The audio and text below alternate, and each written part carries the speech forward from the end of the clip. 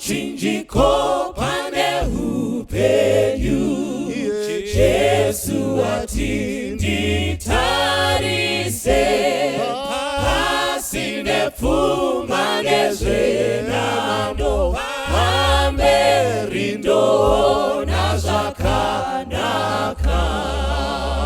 Mune Upenyu ukutarisa, mchinjiko kwa Kristu, upenyu wakanaka, kutarisa Kalvari. Hapo ndakamutarisa Jesu, yeye akanyemwerera, kutindawa mumatambudzo, muchinjiko unonisimbisa.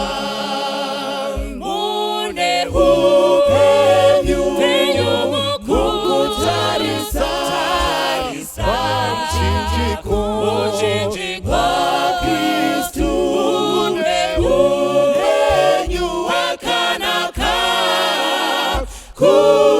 kutarisa Kalvari.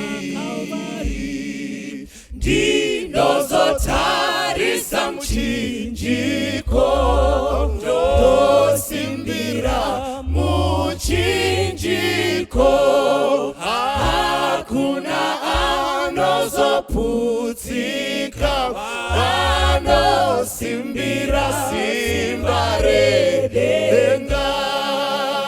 Mune upenyu mukutarisa, muchinjiko kwa Kristu, upenyu wakanaka, kutarisa Kalvari.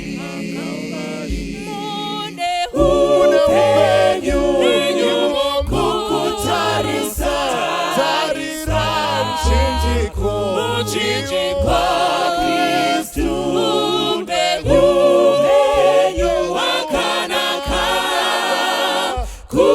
kutarisa Kalvari. Mune upenyu mukutarisa, muchinjiko Kristu, upenyu wakanaka, kutarisa Kalvari.